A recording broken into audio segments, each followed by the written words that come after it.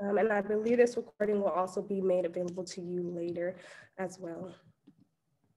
We also have closed captioning available. So on the bottom of your Zoom window, you should see a button that says closed caption or CC. You may click that and the captioning will be shown on your screen. So thank you to our partners at Aberdeen Captioning for helping us out with this.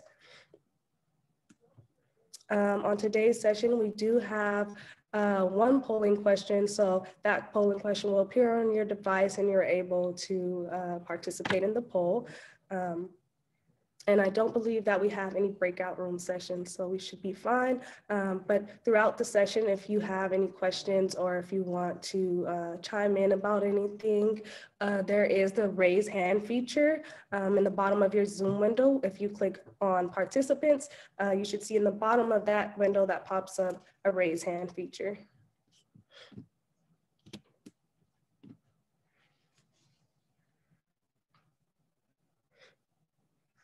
Okay, and again, my name is Shelby Phillips. I am the Project and Communications Coordinator at CalCASA, pronouns she, her, hers. And I've been with the organization for about 3 years now, and I'm excited to be able to help you all on these sessions. If anything comes up during the session with your tech, with your audio, or if you just have any questions about the content, definitely do send me a chat and I'll be sure to respond to you.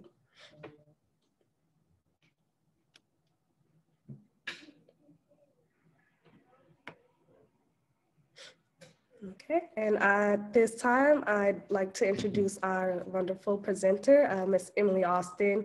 Many of you might have seen her last week. She did do a session for you all. So I'm just gonna pass her the virtual mic and allow her to introduce herself. Thanks, Shelby. I hope you're feeling better. I'll try and make this an easy one so you can sit back and relax and watch the chat for me. I'm so excited to be back with you all talking about this important topic. And I'm hoping that we are able to have a dialogue so I can better understand kind of what is the situation, how essential workers are functioning in Guam, and share with you some of the analysis and the beginning of study of the impact of the pandemic on essential workers and the correlation between domestic violence and sexual assault and essential workers. This is a kind of leading edge topic. There's not a ton of research out there. And so today we're gonna kind of go through, various key vulnerabilities around sexual violence that impact essential workers. I'm going to include some basic information around workplace sexual harassment, because this could be a place where essential workers are facing harassment and abuse. And as we're seeing, essential workers are having a higher vulnerability for that right now. Plus, we're going to talk about some best practices in supporting essential workers who experience sexual abuse so that you can better connect them with resources, as well as encouraging them to take care of themselves, practice self-care, and changing things in community and structural supports to better support essential workers right now. And then finally, wanting to connect you all with local, national, and international resources for essential workers who experience sexual violence and for essential workers just in general. Leading from a trauma-informed lens, I want to just pause here and remind you all to take care of yourself, that some of the content may be triggering or cause an emotional reaction or a physical response. I do have one video that if you have experienced workplace harassment, I mean, it kind of bugs me. So I'll let you know before I show that video, but I just want to encourage you to listen to yourself, step away if you need to, turn down the sound, reach out for support at any of these resources or your local resources. So the first thing is a poll question, and unfortunately we don't have an other area on the polling here, but I want to see how you are connected with essential workers. who are the workers you're working with or around in your personal and your professional life? And if there's another category that we're not touching on, please add it in the chat if you feel comfortable. I think you should be able to choose all that apply, but if that's not true, just go ahead and choose the one you have the most contact with.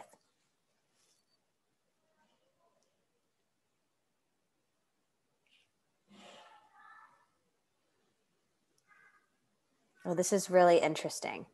I'm going to give you just a couple more seconds if you have a chance to get your vote in. I'm also going to take a peek at the chat. Let's see here. Deaf community service providers, great. All right, let's see here what our results are. We have a clear majority of folks that are in contact with law enforcement officers and agencies. I know maybe a lot of you are working in victim services with law enforcement, are law enforcement officers, or in any prosecution agencies in Guam. So I know that you already have a strong connection with criminal justice infrastructure. So that makes sense. I see a lot of people still having contact with health workers, food services, and then to a smaller level, childcare and infrastructure workers. So this seems very similar to, other than the connection with law enforcement, which I feel like maybe not all populations are having that level of contact with law enforcement.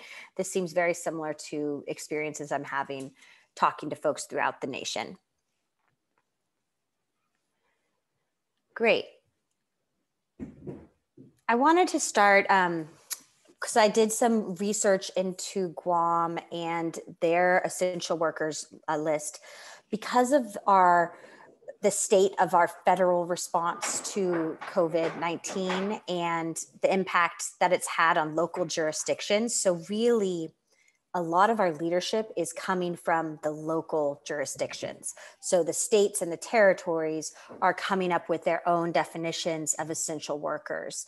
And in Guam, this includes this list specifically, including healthcare and social assistance, food manufacturing, food retail, transit and ground transportation, security services, janitorial services, which is an interesting one that's not necessarily in all lists as essential workers, businesses that remained open during the local government shutdown, and then opening and operating fuel, transportation, warehousing, plumbing, and then moving into hotel and visitor lodging and digital print radio news. So right now, I think this is the functioning list for essential workers in Guam. In California, just to kind of to show another definition, and one that I've been working with locally, California essential workers all workers are encouraged to stay home except as needed to maintain the basic operations of essential infrastructure. So the things that really have to do with us keeping our day-to-day lives going and protecting humans and animals, as we'll see. My look at how people have defined essential workers over time has really come down to about 3 common themes.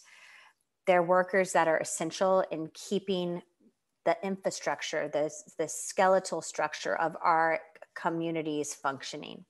That can include water and power, people that are providing food or providing food to the food chain, people that are transporting that food. Our healthcare workers, especially during the pandemic, that has become an obvious essential job and often a frontline job. So someone that is working directly with people that have contracted the coronavirus that are sick. The next kind of like general theme is that people whose jobs are about caring for other humans and or animals is another essential function. So we're seeing that adult dependent care, child care, is essential. And then we've also seen that veterinarians and people that work with animals are also considered essential workers. And then responding to communities and community safety is the other kind of big bucket. That includes our contact with law enforcement officers, security, being able to run some of our basic community protection functions.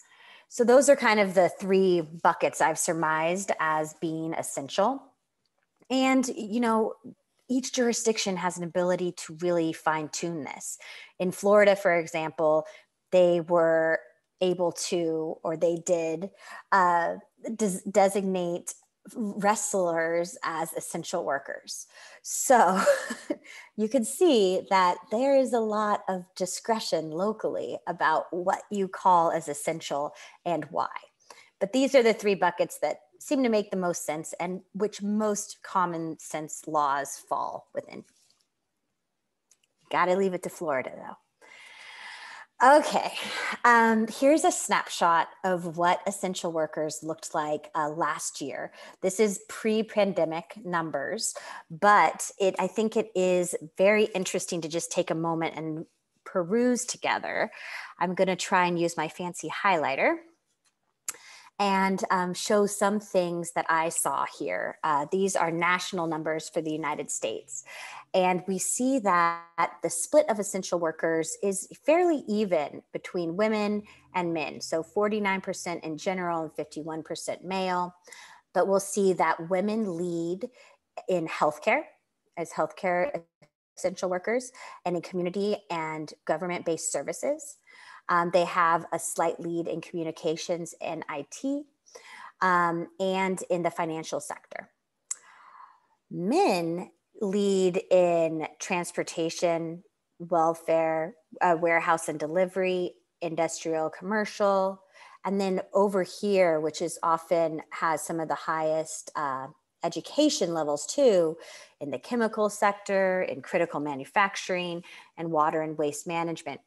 So we see that although when you look at all of the universe of essential workers, it is pretty equal. There's a lot of equity there. And when you drill down to exactly what jobs they're doing, women are doing substantially different jobs than men in essential work. I also just kind of want to, acknowledge that when you look at the high school, the less than high school education, college degree, and advanced degree, we see that most of the sectors are high school, maybe some college. Only a few sectors like the financial sector and healthcare have advanced degrees. So those would include our nurses and doctors, and then financial sector, people with business degrees or working that need business analytics. So we'll see that essential workers, except for a few aberrations, are in general not necessarily needing the most advanced degrees. We also look, I gotta go back because I really like this part too, is it's important to look at here as well, what the racial makeup of essential workers are, because I think that ties in, we're seeing that it ties in a lot with vulnerability. And we're seeing that, the area where there are the most white and Caucasian is again in these higher degree areas with the financial sector. And then they're also male dominated, the water and waste management, chemical sector, and critical manufacturing. We see that in the Black communities, really where they're leading is in transportation, warehouse, and delivery. We've seen a large number in healthcare, which we know, and a large number in communications, IT. So those are, where we're seeing a lot of African-American workers. And then Hispanic, we're seeing a lot in industrial residential facilities and services, a lot in food and agriculture. And kind of align with, in California, we know that a lot of the people that grow, pick, and transport our food and supply our food are Latino. for the API community, the percentage is lower, and we see there's a kind of general spread throughout the sectors with a little bit of an increase in the financial sector, and then also in healthcare. And then the other is getting closer to a smaller percent. I don't think we are, unfortunately, gathering how Indigenous folks are fitting into the essential worker picture very well. They might be biracial, and so maybe they're being captured as Black or Hispanic, but not as Indigenous. So that's another interesting thing that when Guam has these sort of data out, taking a look at how it works differently in the island, what folks are in what positions as essential workers. All right, I'm going to turn off my highlighter and we'll move on. So I wanted to, start off with definitions and thinking a little bit about who are essential workers. And I wanted you to hear a little bit from them themselves, because you may have a couple contacts, maybe your main contact's law enforcement, as we saw in the poll, but there are a wide range of essential workers. I also want to recognize that not all these essential workers look the same for Guam. And I really urge you, if we're missing a sector that's really important for Guam, if something just doesn't seem to make sense because Guam is such a smaller area, maybe you don't have a lot of truckers going from different places in the island transporting things. I just want to really recognize that this is not a Guam specific overview, but it will give you an idea of essential workers in the United States. All right, 1 minute.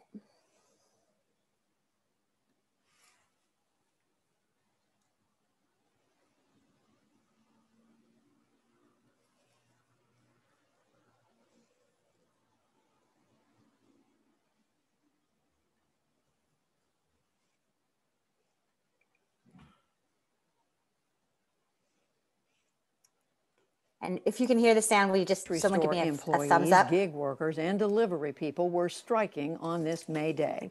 They protested against working conditions at Amazon, Whole Foods, Instacart, and Target's delivery service. They say they need more protective gear, hazard pay, and time off.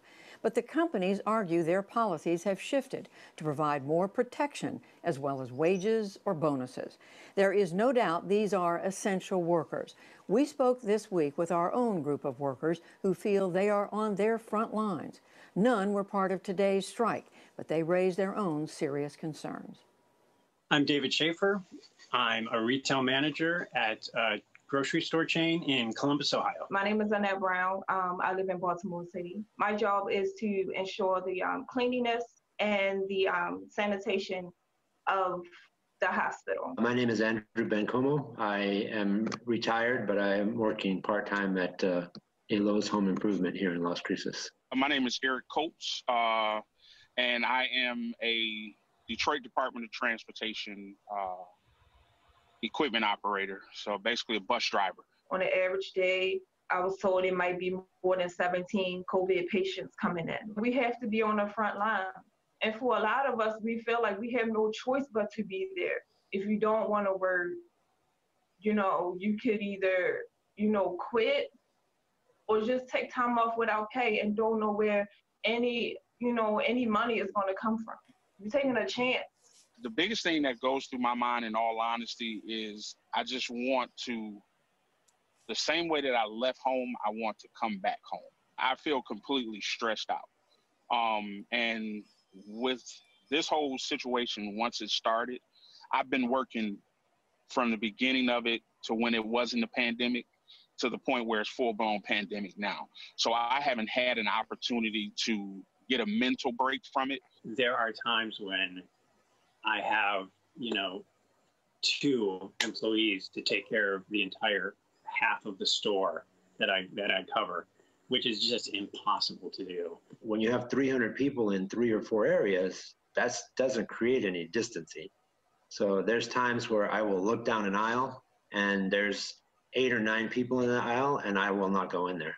I look down the aisle and I stand outside, or I just walk away And I know that's not the best customer service, but I'm not going to wade into the middle of that. Our poor customer service counter people have to deal with these people yelling at them and swearing at them and just, angry that they can't return whatever it is that they bought. We're not making a whole lot of money, and it would be nice to be treated a little bit nicer because we have no control over any of this that's happening. They have it bumped up pay like $2 an hour, and they have given some bonuses. And they did a lot of those things, but did not limit the traffic the way they needed to, I felt like. So it was almost like a Band-Aid. It was almost like, well, here's all the protective equipment, here's some extra money, but we're just going to keep allowing as many people to come in as we want, or we're going to allow this crowding to happen. If I get sick, this could be the last year I ever see. Who's going to take care of my kids? We need essential pay. Essential pay will not only help us with our bills, it will help us put food in the house, it will help us for transportation. It would just give us that financial security if something was to happen to us or one of our loved ones and we have to leave work to take care of them. If we can't do our job, the doctors, the nurses, or any other kinds of staff will not be able to do their job. Knowing that I'm helping people get what they need in a time when, it's kind of iffy, is there toilet paper, is there not toilet paper?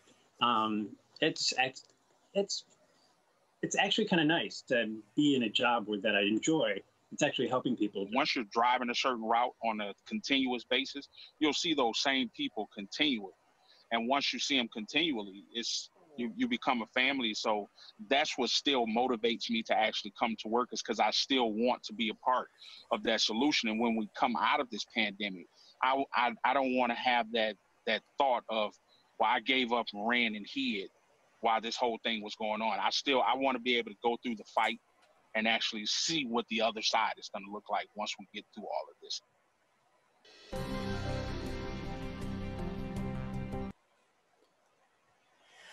So I like that video to just kind of show several different experiences as essential workers and to start to highlight some of the stressors on folks that are essential workers. That will really play into the increased risk they have to sexual violence and domestic violence, the lack of resources or outlets they have for reporting harassment or abuse. So it's a nice way to start to think about essential workers, even though all these types of workers may not be in your community.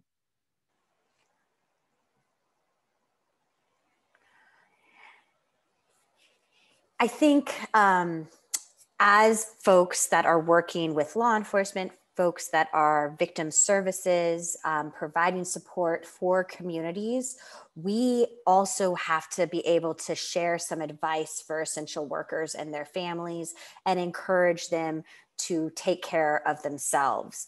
I'm including a list of some just general things that we're probably all sick of hearing about: washing our hands and hand sanitizer. But I also want to encourage folks to think about their transportation and how, whether they can avoid sharing rides to places. In Guam, it's a smaller area. How can they safely get from one place to another on the island? Also, wearing a mask is becoming, one of those things that provides you peace of mind and reduces the spread. And then also kind of silly things we might not think about, like don't put on accessories. Try and reduce your earrings and your watches and your necklaces. And if you wear contacts, consider wearing glasses. A lot of healthcare workers have mentioned that avoids touching your eye and also provides a level of protection. Maybe I'm just pro glasses because I wear them all the time, but it's another form of protective care. I also think for folks that are on the front lines, having a plan when they get home is really important. This slide is just a reminder about that. And what we want to add to it is also the ways you take care of yourself, avoid stressors, and be able to respond to, intervene, and prevent domestic violence and sexual violence.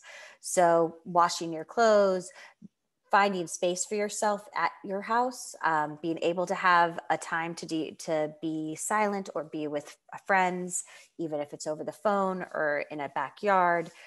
Finding those mental breaks is very important.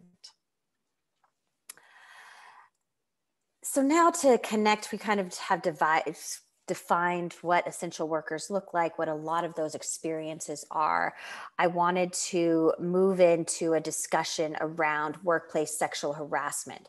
If you were able to join our earlier web conference last week on Sexual Assault 101, we talked about how sexual harassment is really part of the general umbrella or continuum of sexual violence. And sometimes it's not physical.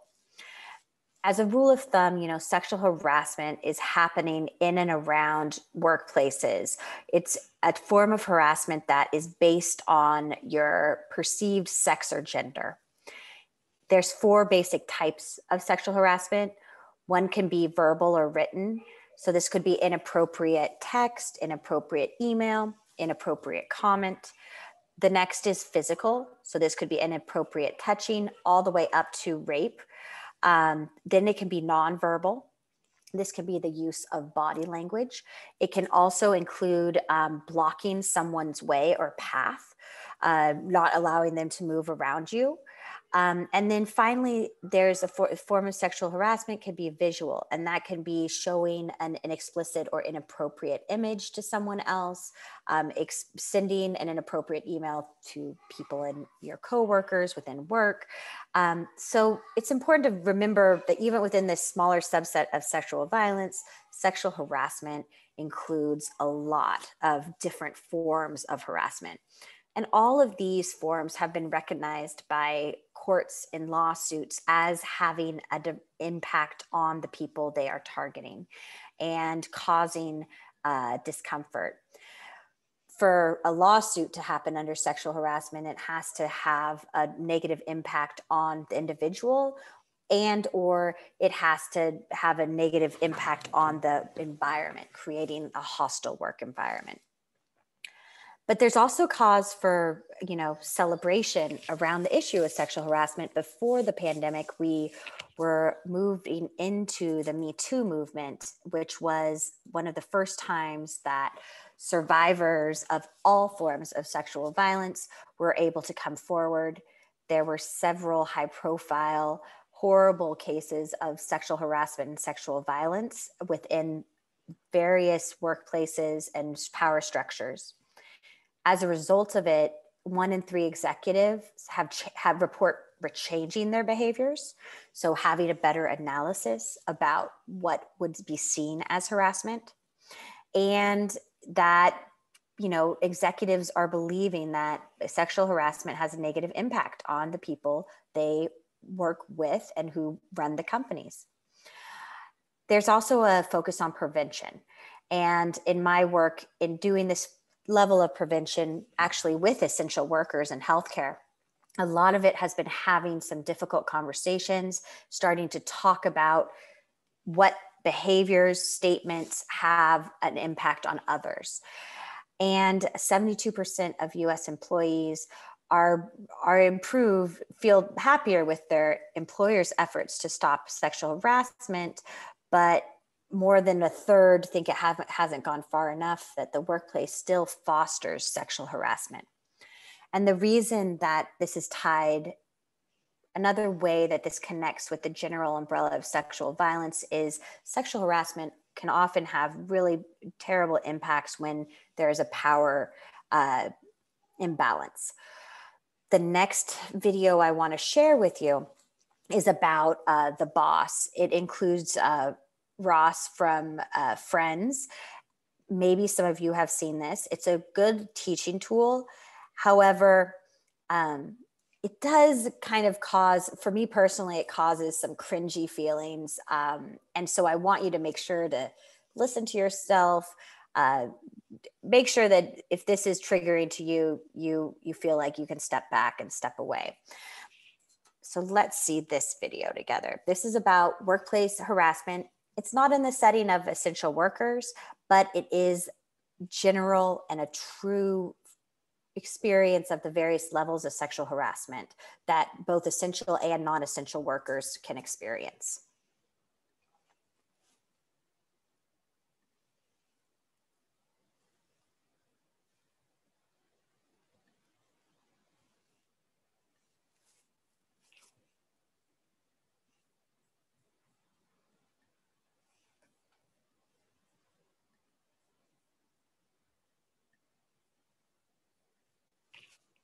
Hey, Paul.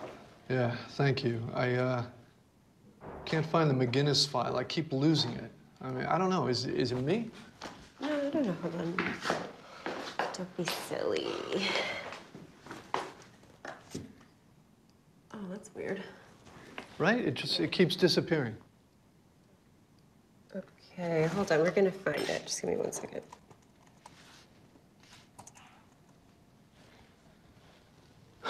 Starving. Haven't eaten since lunch. Ah, here it is. Where? I'm just gonna drag it to your desktop for now. It was in the damages file. It didn't have its own file like the rest of the families in the lawsuit. But I'm just gonna organize this tomorrow. Thank you. Yeah. That would be great. Yeah. You're amazing. Oh, thanks, my dad. Oh, really? You're very sweet. Thank you.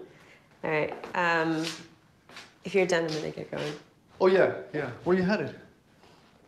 No, we're just home. Well, I'll take you.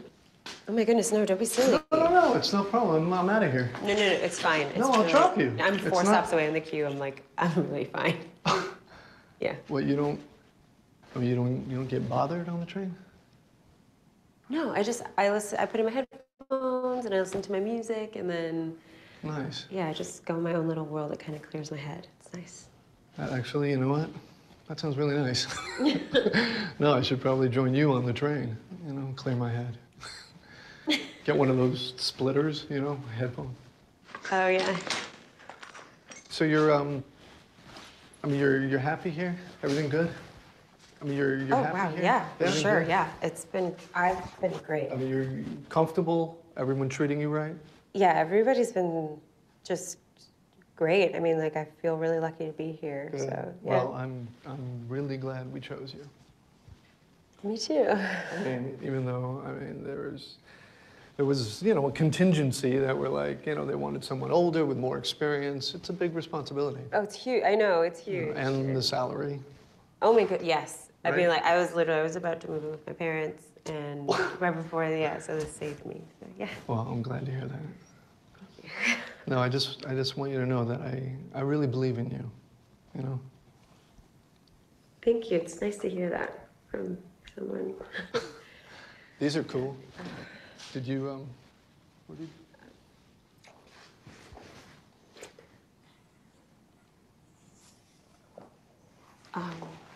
What? I'm sorry. I have a boyfriend. No, that's okay. I'm married. I mean, I was just trying to show you how much I appreciate you,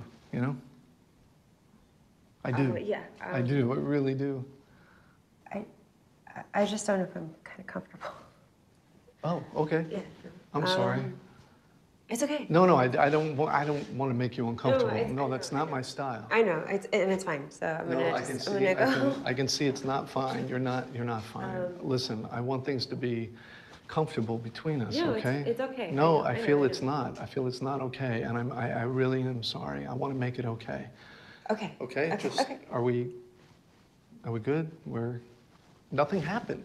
No. Nothing no, happened. yeah, All right? yeah. I was showing. You know what it was? I just want to show you how great you are, how good you are. Thank you. Okay. And that's all. Okay? We're good. We're friends. Friends.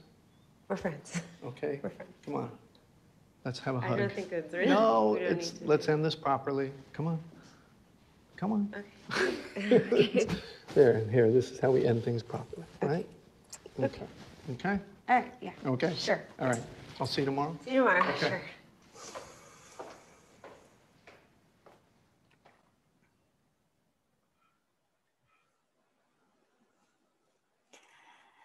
All right. That video always does just make me so angry. because I see so many things going on in the power dynamic there. I see an older boss. I see a biracial or African American young woman, and I see a lot of subtle threats. So I would love to start with back, kind of open up the chat a little bit about what do people see about in that interaction? Where were the levels of harassment? What made you feel uncomfortable? You can put that into the chat. You can unmute and add your voice.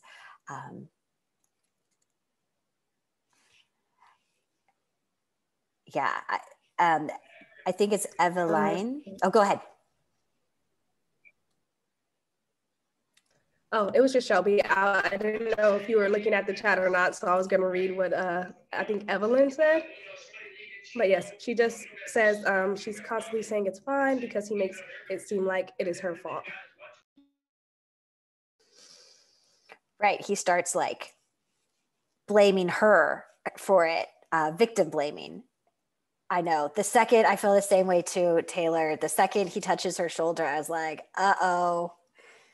When that first boundary is broken, when that physical boundary is broken, I just felt like it was very palpable. You could see how she pulls away from it. Yeah. Oh, Ava, thank you. Is it Eva or Ava? Eva? It's Eva. Great. Thank you, Eva. I like to say names correctly, so thank you so much. You could feel the tension. You could feel how he finds excuses to get close to her. Did anyone hear or see a threat?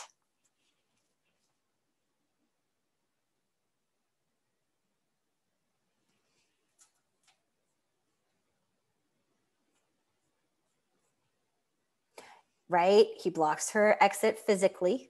He gets in front of her. Hello? Go ahead. Yes, I did notice how he was actually using, how they chose her over, an older person for the job. So it's kind of like, they're putting her on the spot that, the way I saw that was, now that you're working for us, you kind of have to, you owe us because we chose you, over somebody with more experience, and you have to prove yourself to us. So he's kind of using the intimidation factor of, well, we chose you versus somebody else. Absolutely.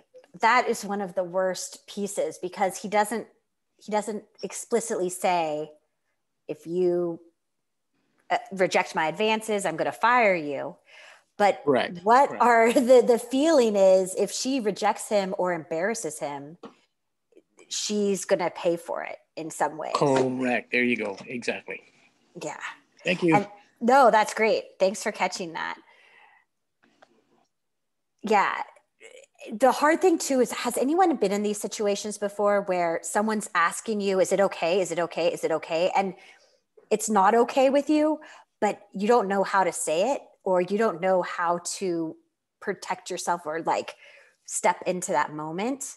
I mean, it's happened for me. I've been in a lot of different situations. I'm a very loud person, and I've been shamed or silenced into saying what I needed before. So it happens to all of us. And then the other thing, yeah, Tony, I totally cringe at this moment too, when she says, I have a boyfriend, and he says, that's okay, I'm married. And I'm just like, okay, so obviously he doesn't care about other people's relationships, or that it's more than a misunderstanding.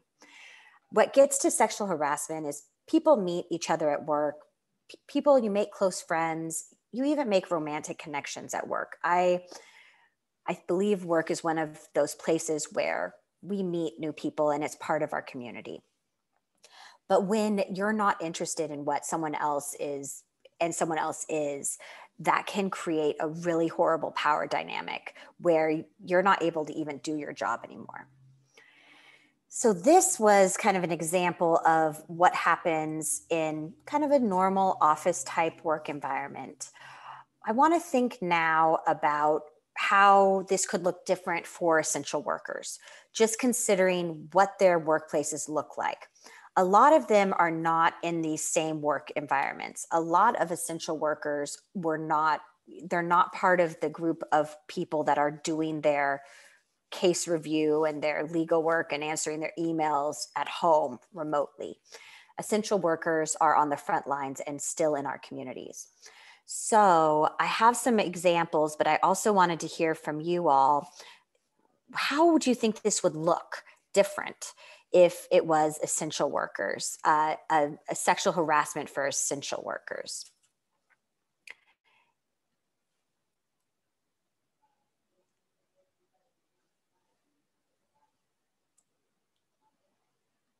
Just pulling up the chat again. So if you want to add it into the chat or unmute, I'd love to hear all your voices.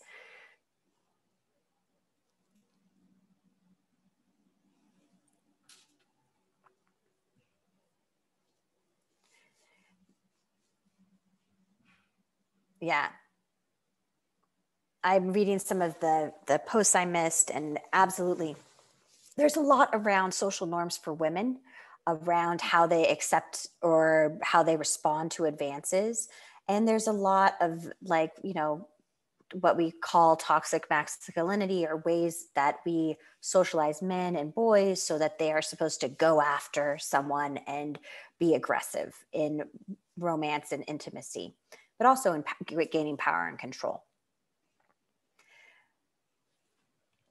Right. So for just kind of thinking to how to make sexual harassment, what the realistic vision of harassment in essential workplaces are, there's probably more people around. Maybe you're not as isolated.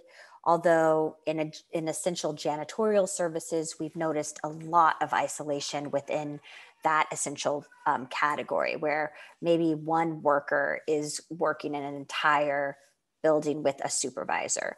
And although the work is essential, they don't have a lot of infrastructure for reporting or a lot of places to be safe, like places to have community and safety.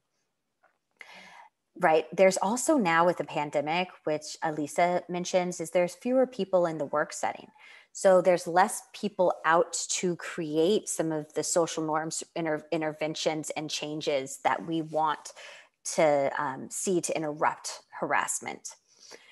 I also think that just given the stress levels, we're hearing about fights over masks, and we're hearing from grocery workers that people just are like yelling at other folks, and they're creating high tension environments that our law enforcement resources can be stretched really thin right now.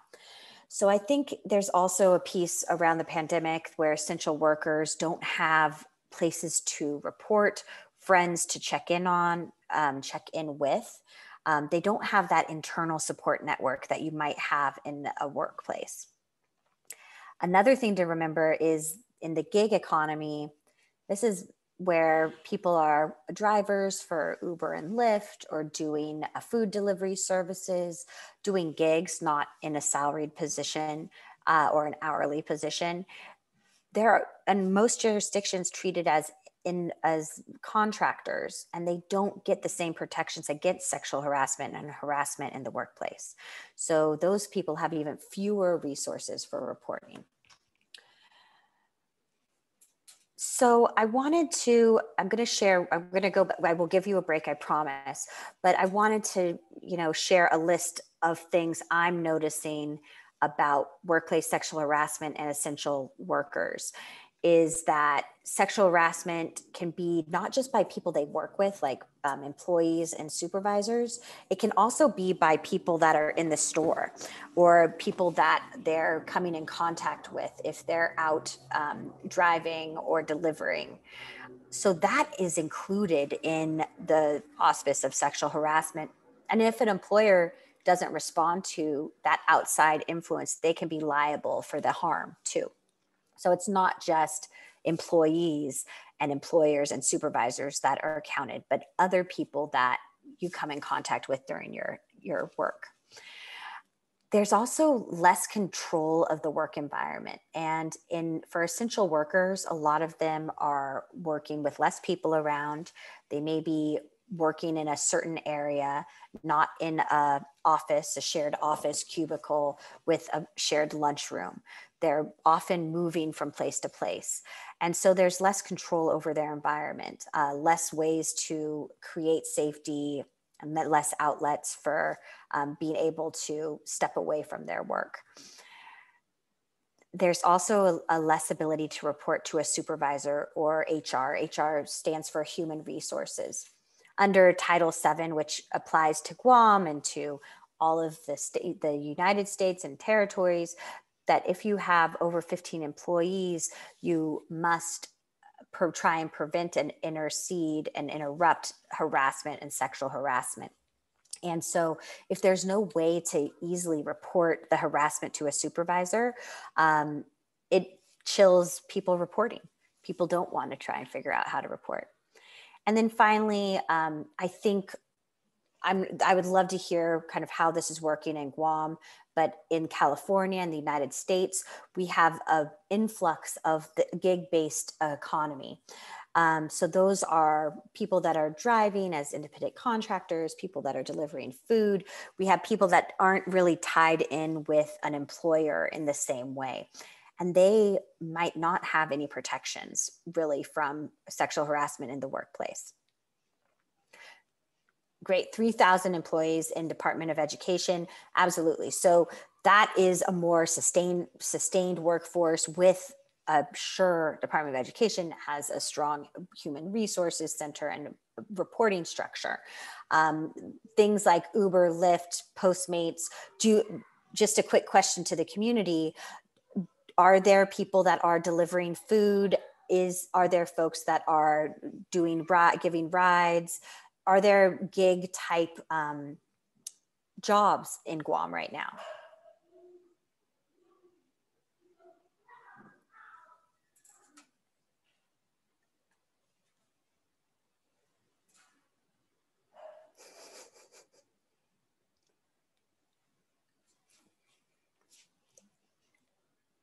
Well, if you can think of an example, or it might not be really affecting your island culture as much as it's affecting in other areas, but a lot of essential workers may not have their connection to their supervisor to file reports of sexual harassment. And this is just the harassment that's happening in the workplace. There's also a strong indication that there is increased risk of domestic violence and sexual assault for a host of reasons that we're going to get into right after a 10-minute break. I know it's morning for you all, so I want to let you have a stretch break. We're going to come back together at, I believe it'll be 10:05. Let's do 10:05 your time. And we'll come back together, take a stretch break. Please get yourself some water, and then we'll delve into more intersections with essential workers and vulnerabilities to sexual assault. See you in a few minutes.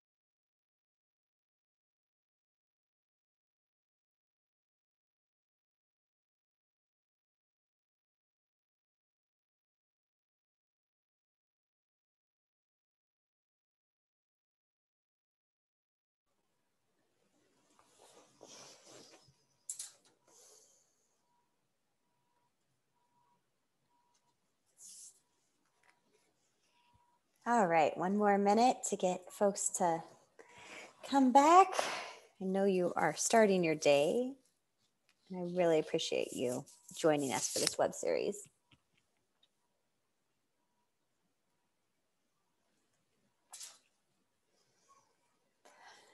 Okay, so we are going to start moving into a real close look at why essential workers in particular are vulnerable to sexual violence and connected to domestic violence. This is more centered on the experience of sexual violence and sexual harassment, but do know that a lot of these factors also increase the risk for domestic violence. And I know that many of you function in dual spaces for both domestic violence and sexual violence.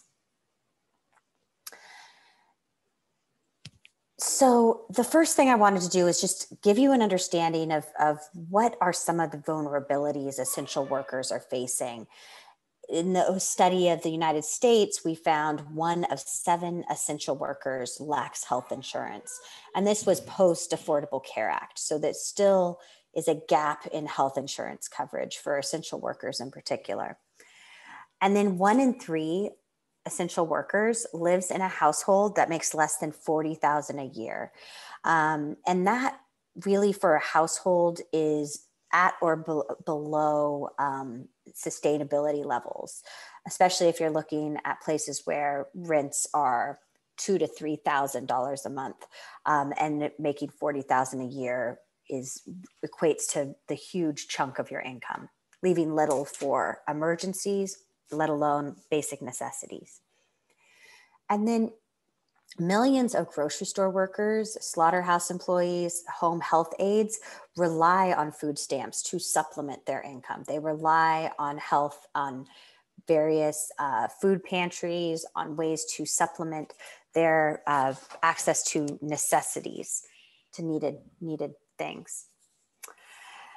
And in California, the United States, and I'd be interested to know how it's impacting Guam as well.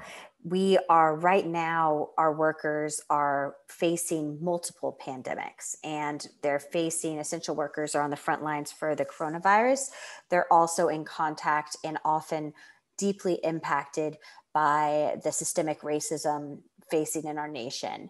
And so I wanted to share a quick video about kind of that dual reality for essential workers, and let you see inside some of the experiences of folks working in this space that is unsafe in multiple ways.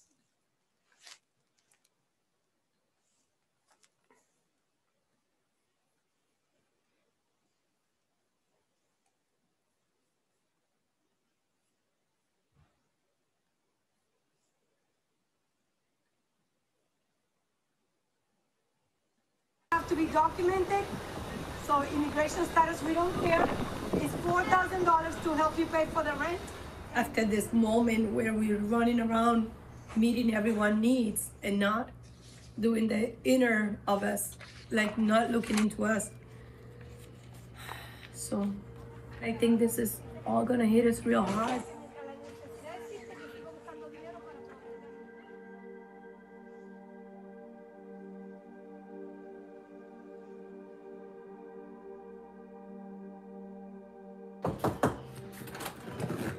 Hello. Hi, how are you? Hello. My family has been so extremely helpful.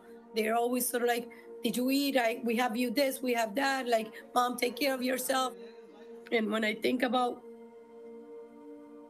family, I think also about all those people that lost their loved ones and they were not able to say goodbye. We called the priests in St. Rose to do a mass for him tomorrow at 7 p.m. And we're trying to coordinate maybe the parade. In my family, if my Uncle Rosario was dying for 3 months, we never left his bed in the hospital. I can't not even picture someone dying by themselves and you not being next to them, holding their hand as they're taking their last breath. Family means the world. They be my support system. And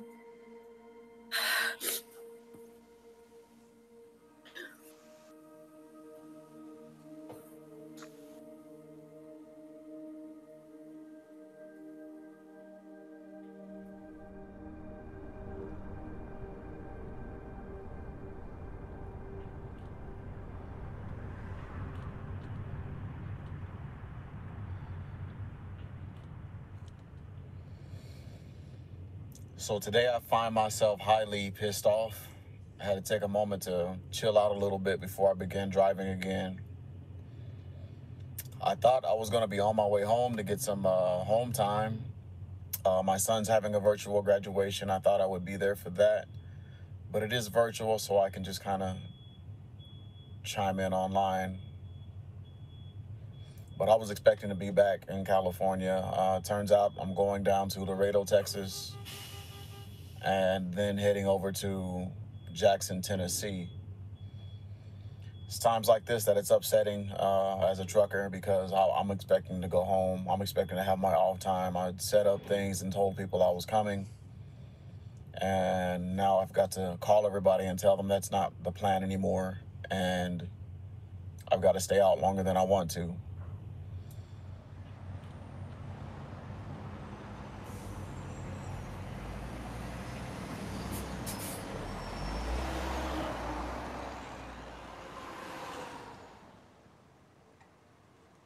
Sunday evening, we just finished our last day of the week since reopening on Tuesday.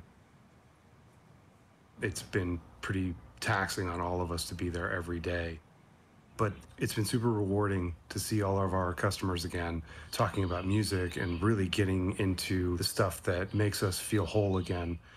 We're only open 5 hours a week. I'm sorry, God, I'm burnt. 5 hours a day right now. But this week has been, I mean, it feels like a month with just the constant worry and the dilemma that we have putting ourselves at risk every day by going in. But on top of this, the country is responding to the death of George Floyd and the just endless list of names that go with that. And I think people are just so fed up.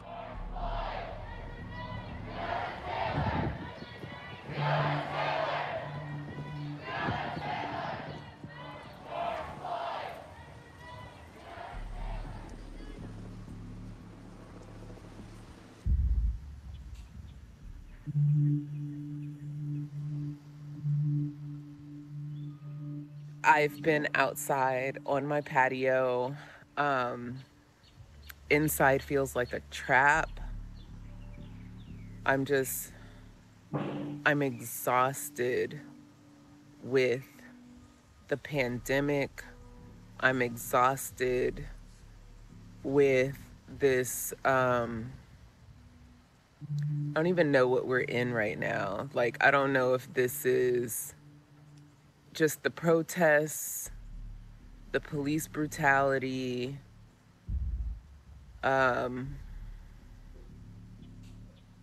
just the constant fight that Black people have to go through in this country.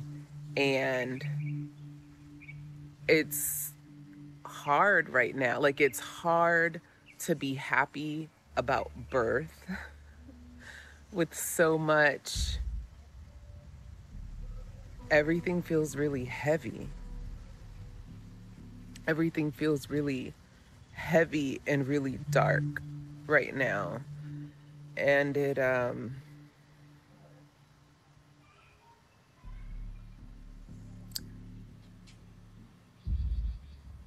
I'm not gonna sit here and try to like spell it all the way out. It's a devaluing of Black life, period. That's what it is. And it's angering, and we're tired of having to fight through that. And in the work that I do, I carry that. With a potential client, when I ask them, why are they hiring a doula? A lot of times Black women will just say, because I want to live.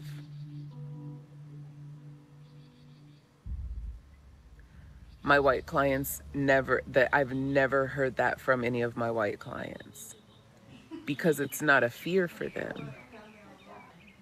Black women deserve protection. They deserve for their lives to be fought for the way that white women's lives are fought for. And so when I accompany my clients to the hospitals, they know this, I'm not shutting up. Y'all gonna hear my mouth.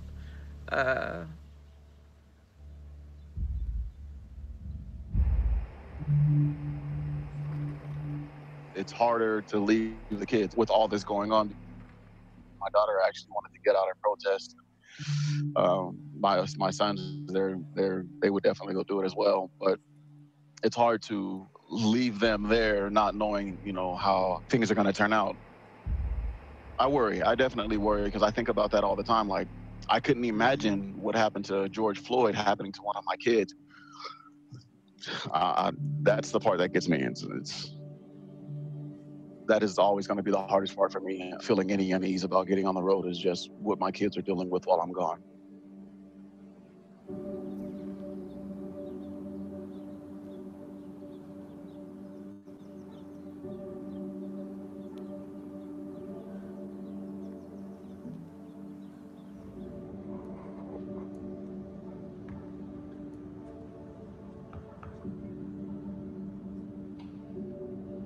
During this time of unrest, this uprising, what I want young people to keep in mind is that a lot of these things have happened before and that all the work does not lie on your shoulders.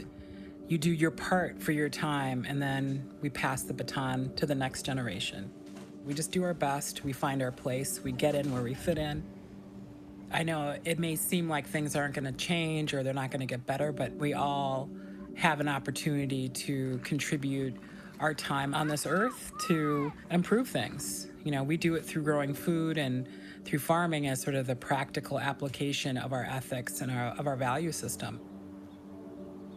But it has been a lot. It's been a lot of ripping open old ancestral wounds, historic wounds, and I think as a nation that we have the opportunity, and you all have the opportunity to take this and move forward in a way that everybody can benefit and that we put an end to this ridiculous suffering.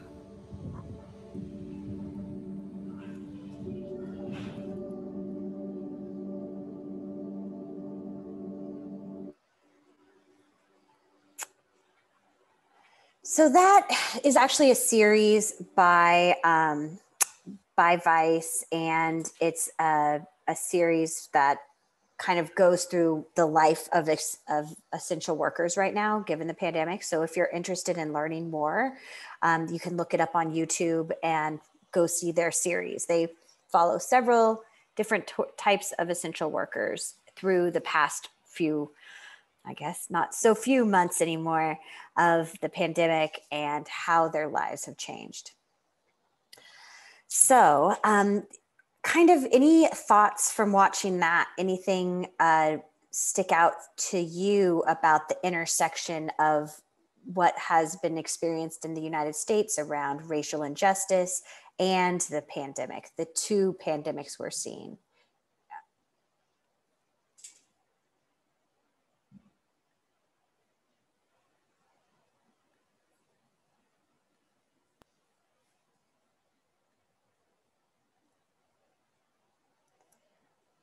And I'm also wondering if in Guam, if any of the Black Lives Matter movement or connection to racial justice for racial and ethnic minorities has come to Guam at all in any way.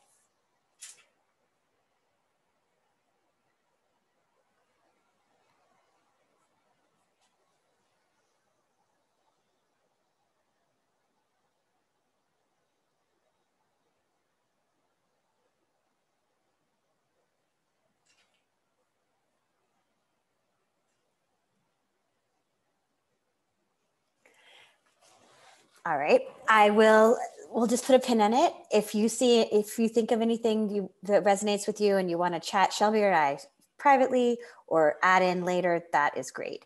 I do think that because Guam is colonized by the US, you have experienced similar tensions between ethnic minorities or ethnic probably majorities in Guam and other folks coming onto your island.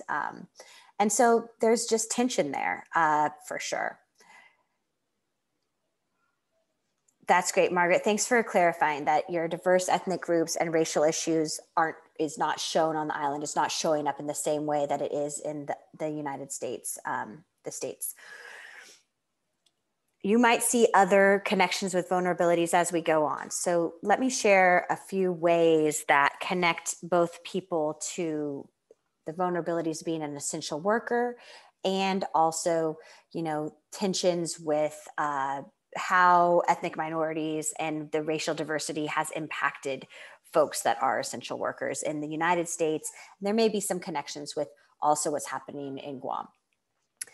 So for one thing, folks that are essential workers are facing economic impacts unless they're in some of the highly educated areas of healthcare, financial sector, etc. As we saw in that big chart, many of these jobs are not necessarily high paid, and they're not necessarily requiring a certain amount of education, of an advanced degree. There's also greater risk of harassment and workplace abuse because these workers are in a place where they're not necessarily the managers or supervisors. The great bulk of essential workers right now are employees that have supervision. And that power dynamic just sets up a greater risk of harassment, both within the workplace and by people that come into the workplace. 1 in 4 essential workers have trouble affording basic household expenses during the corona crisis. So we know that even though they're essential, they're not being paid enough to keep up with their household expenses. That leads to a lot more pressure to keep the job at any cost, even if that cost is toxic harassment. And then there's another level of vulnerability for essential workers is the increased risk of domestic and sexual violence at home. We know that during times of pandemic, there's an increase in domestic violence that is being documented through calls to hotlines and people reaching out for help and testimonies. And we haven't seen all the statistics on it, but anecdotally, we know that children that are in toxic households or where they're suffering abuse, and now they can't leave that home anymore to go to school, to go to childcare, they could face increased abuse, sexual abuse, physical abuse, and neglect. There's also increased isolation. As an essential worker, when you were doing food service in the grocery store, maybe you were used to being able to see hundreds of people a day, but now you really can't see that number of people. You don't see the same number of people. You may be working in a place where you're the only person for the shop front and you're the essential worker, but there's no one to have your back or support you if someone comes in and abuses you, or if things escalate and you don't feel safe in that environment. So isolation is a big part of it. I think that the COVID-19 crisis has put workers at greater risk for harassment and workplace abuse, and it just exposes and expands the existing inequalities.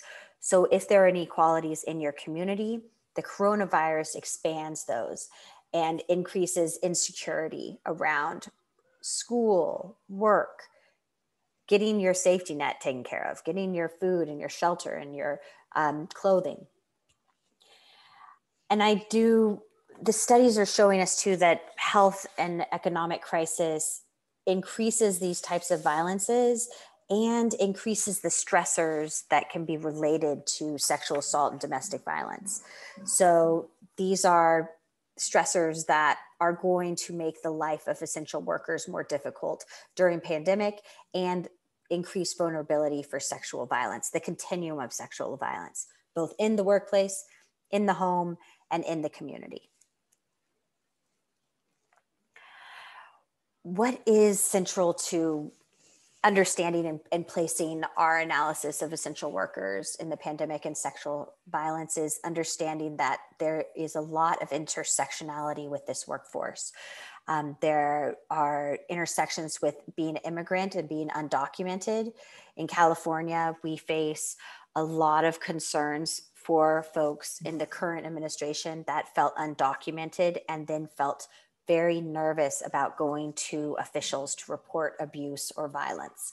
So they'd rather not report that abuse to not either out themselves as not being documented or even if they were documented, sometimes their family and loved ones are not documented, and they were concerned about pulling in criminal justice and immigration officials and agencies into their communities, into their homes. People of color, racial and ethnic minorities in the United States have faced historic long-term discrimination, and that has played out in how healthy they are and where people live and what opportunities they have. There is still an enormous gap in people thriving, and even the life expectancy of white people versus African American people. So we're seeing that plays out, that stress plays out in a way that it shortens people's lives. There's ability. So being disabled or having a different ability can really impact your resources and the resources available to you in any situation, whether it's trying to have a conversation about your paycheck with a supervisor, or being able to communicate with people that are coming to your storefront. There's a lot of less resources, and that can isolate persons of different abilities. There's housing and transportation concerns. One of the things that's interesting with transportation is folks that are often essential workers and often lower income workers utilize public transportation. Public transportation has a higher risk of spreading coronavirus. So not only are you at an increased risk of contacting the virus through the use of public transportation, you may not have any other way to get to your essential job. Food security, and then mental health and stress. We know that these times increase mental health and stress, and that is an intersection with all your identities and your work and your job. So I want to pause here and just read this quote about the racial justice paradox for this ecosystem of the pandemic and for essential workers. Within this new ecosystem, a racial justice paradox has emerged. Blacks and Latinx are more likely to be unemployed due to the impacts of the pandemic on the labor market, but they are also overrepresented among essential workers who must stay in their jobs, particularly low-skilled positions, where they are at greater risk of exposure to the virus. So we're seeing that not only are our most vulnerable people being unemployed, they're also overrepresented in the job market as essential workers. This translates to the connection around vulnerabilities for sexual violence. We do know that that sexual assault and sexual violence impacts everybody. It doesn't only impact white communities, not only Black communities, but we know the vulnerabilities and the ability to seek help and resources can be greatly impacted based on your community and what resources are available. We know that 1 in 3 jobs held by women has been designated essential, and that non-white women are more likely to be doing those jobs. And then we know 80% of women have experienced workplace sexual harassment. So we know that this group of vulnerable essential workers is also experiencing sexual harassment in the workplace. We also know 1 in 4 and 1 in 6 men experience sexual violence, which means that these people in these jobs, is a female-dominated workplace, is going to be experiencing levels of sexual harassment and sexual violence, whether within the workplace or in the community or home. And I love this quote from an essential worker that, our workplaces are not safe. They're not safe physically from the virus necessarily, but they're places where people are exposed to other people's stress, and where this can easily fall back on the stereotypes around how women perform in society, how customer service should function, and how individuals try and exert power, especially when they're feeling powerless. We know one of the intersections with rape and sexual violence is that people that are seeking power use sexual violence to exert power on another person. We've seen this in war crimes. We've seen it as a way to control populations. We've seen it as a way to inspire terror and to exert power over communities. So now, with a heightened stress of the nation and surrounding world, there's a heightened stress for folks that feel powerless to exert power. And that can lead to an even further increase of both domestic violence and sexual violence, that both at their center have a struggle for power at the core. The CDC is a good resource if you want to learn more about this documented risk, increased risk for racial and ethnic minorities. This is an increased risk for minorities in general in just their response to the virus. This increases with having most essential workers that have the least protections being lower income and being from racial and ethnic minorities. So we know that long-term discrimination has had a real impact on people's wariness or connection with law enforcement, with systems of support. We know that healthcare access and utilization is less for people that are poorer, for people that are in lower income essential working jobs. That impact is really felt. 1 in 7 essential workers does not have health insurance.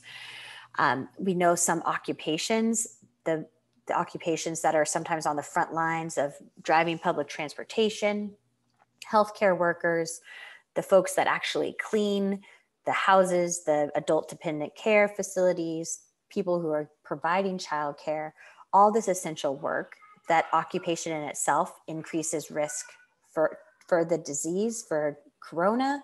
It also can be now in this environment an increased risk for sexual violence and harassment that can be left unchecked because people don't know where to go to report the abuse and harassment. As we saw on the bigger slide, it depends on kind of what industry you're in, what the educational income and wage discrepancies are.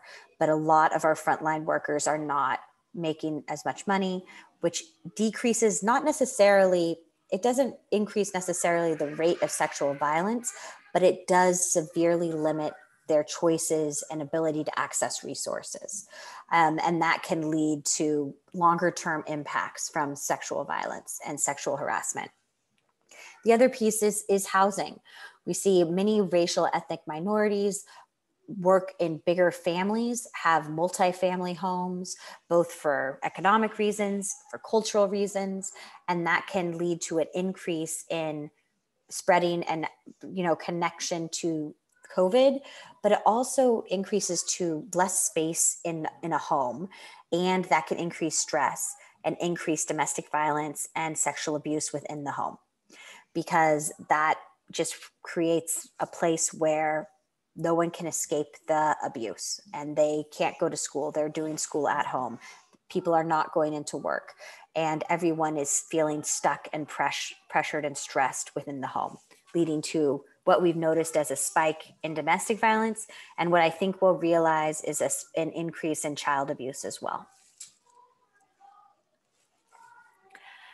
So I wanted to ask for you all to share in the chat how this pandemic has impacted your connections with community. Because I believe many of you are essential workers working as victim support persons, working in the education system, working in healthcare and in law enforcement.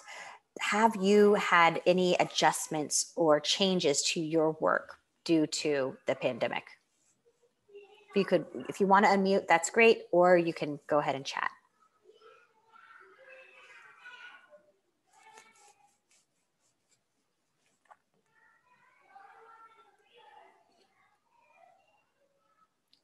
Margaret had a great point. I just wanted to highlight too, is that we've also removed part of the safety of an outside teacher or school being able to notice something's wrong with the child and be able to get that child support, whether it's noticing bruising, which isn't necessarily the most common thing you'd see in child abuse or sexual child abuse in particular.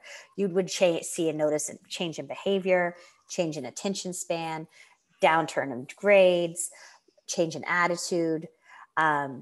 Those things are warnings that teachers all know to try and ask what's going on to kids. And now through Zoom and through remote distance learning, we don't get that same connection with young people anymore in the same way. So anyone want to share a way that their job has changed? If you're essential, or even not essential, but if you're in this moment, how your job might have changed due to the pandemic.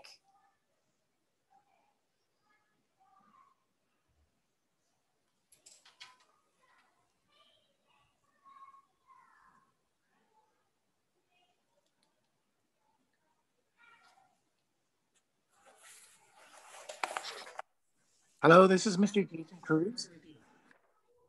Go ahead. Yes, I wanted to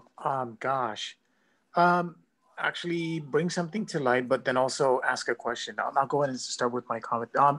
As a school counselor for the Guam Department of Education through one of the high schools, with the pandemic, it's really made our job, I don't want to say difficult, but more or less more challenging. So we actually gone through some training where we actually had to understand other ways of actually getting to the students, like you said, because of the virtual school system now. So now we have to rely on, when we do get in contact with parents and students, to actually find a way to talk to the kids and make sure that they're okay. But also, like what you were talking about with the teachers, to home in with the teachers to see if the kids are checking in. If they're not checking in, possibly find out why.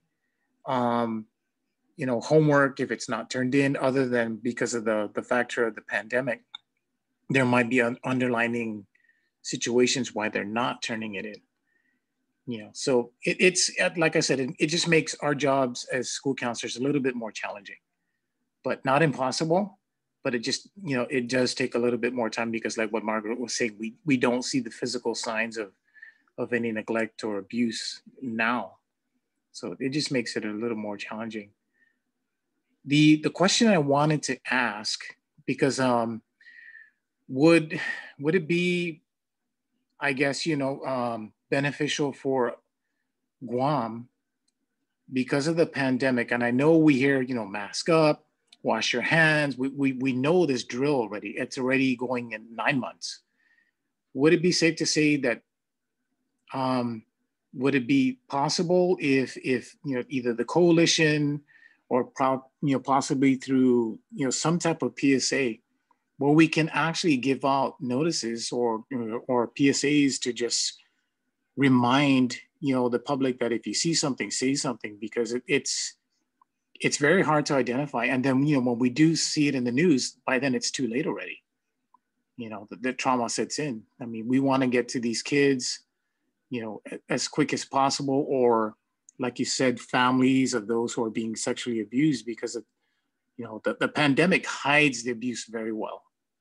But we just need to think out of the box to actually get notices out to the public to understand that if you see something, or if you feel like you need to talk to somebody in confidence, there's people out there waiting and willing to hear what you have to say. I definitely think that is worthwhile. I think now is actually a really interesting time to start a campaign like that, to encourage people to start to have conversations. And maybe you don't frame it as child sexual abuse, because that can still just be correct, right, hard for folks to admit to or even think about, because it is so horrific to us, even though it's so widespread.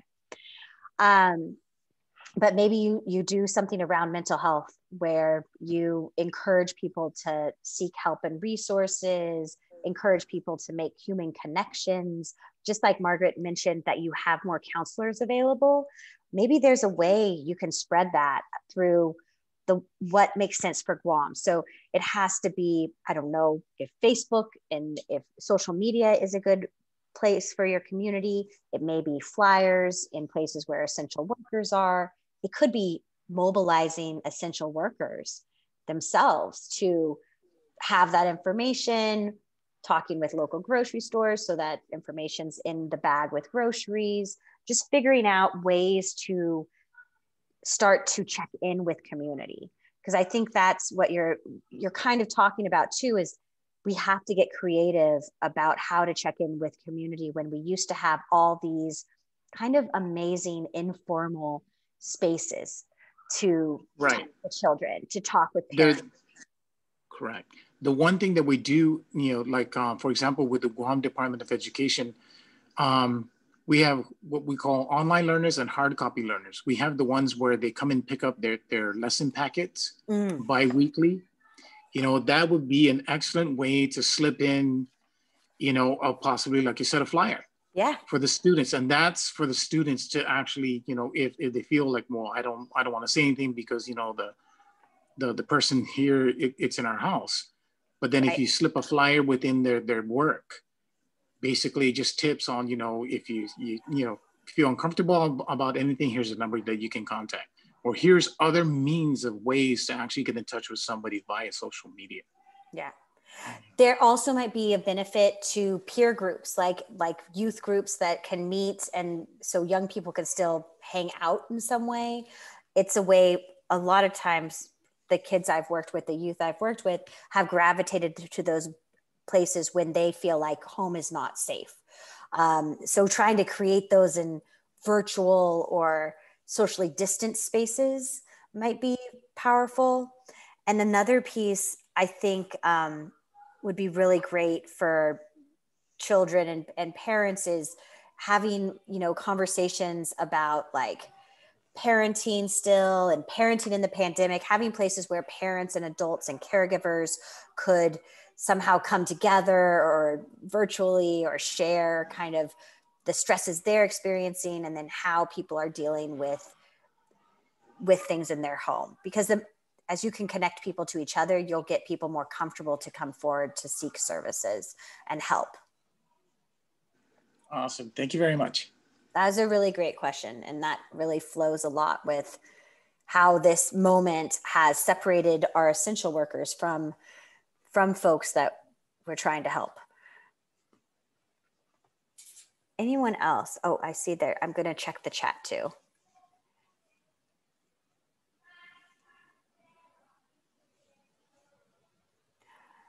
I love that some of you are still meeting face to face and trying to have some of that informal connection, because we're social animals. We want to be together.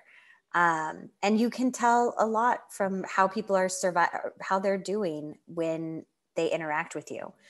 One thing I've noticed working with youth and teens and youth in particular, teenagers in particular, during this time is that if people are not in a safe home environment, their participation goes way down and they just don't feel comfortable showing their video.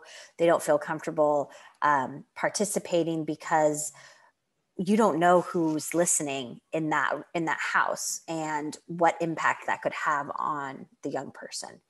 So we've changed a lot of our protocols in how we work with youth through Zoom and virtual spaces so that we can build in ways to talk to them one-on-one, ways for them to step in and out of participation, and just try and keep that relationship, even though it's strained and strange right now.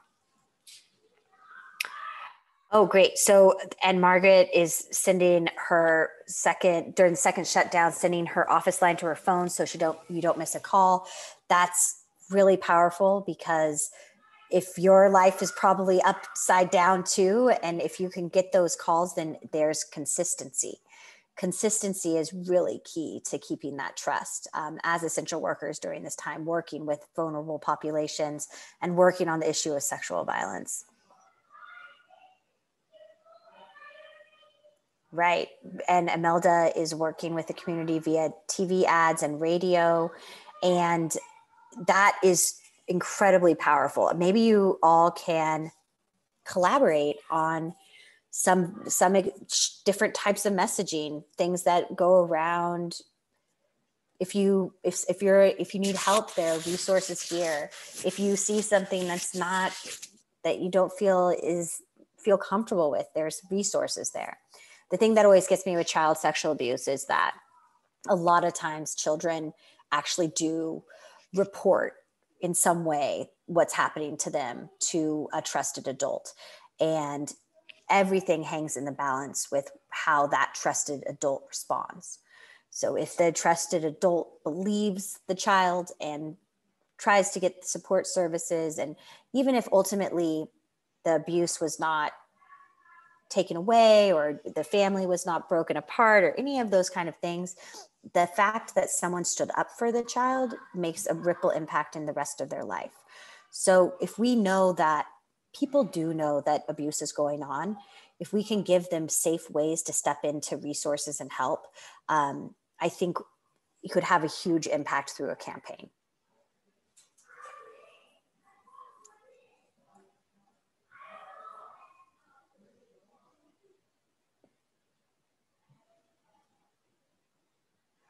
Great. So Imelda said none of the school presentations and community events have happened since the pandemic. Yeah, because everything's virtual. I'm just trying to make sure I'm catching all the questions in the chat in the right order. I think that none of the no community centers has been really hard for a lot of communities too. And so creating those or recreating those in virtual spaces, or starting to think about ways to make community connected, family connected outreach activities might be a way. I think there's also opportunity to connect with self-healing and sustainability and self-care, especially for folks that are essential workers and feel extremely stressed in this situation. If they can start building in ways to ground, I know it's kind of new agey, but meditate, breathing, being able to take time for themselves, do something that brings them joy, listen to music, art, and be able to share that kind of outside of their essential worker role, we start to remember our human-to-human connection.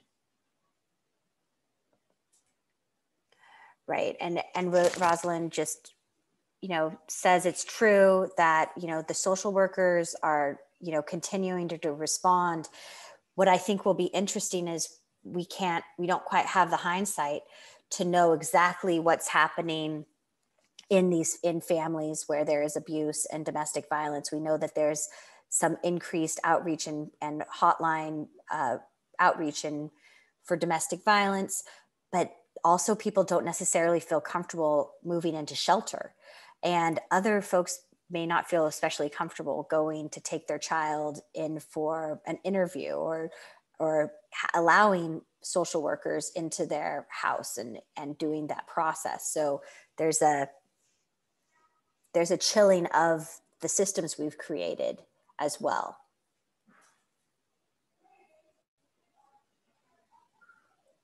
Anything I missed, or anyone else want to share a way that this moment has changed their essential functions?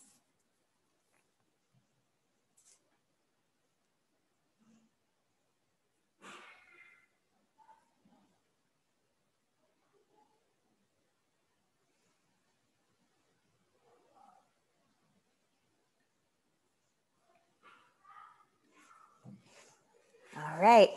Well, we're getting to the last stretch, and this is when I turn some of my attention towards resources for essential workers that are vulnerable to sexual violence, domestic violence, and are experiencing very stressful time.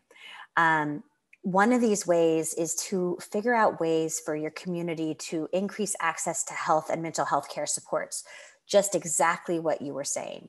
tie it to a campaign, tie it to a little package insert, something fun that young people are going to gravitate to. Maybe it's a coloring page that also has hotline information on it, or maybe it's asking people to join a virtual book club where you're reading something and then you're building community and talking about it together. It could even be a movie night. We've done several movie nights where we log in to like Netflix or something together and we watch together and we make comments on a movie. Works best with something people are kind of familiar with, but it's a great way to like build community and kind of reenact what it was like when you could go to the movie theater before. But always to build community.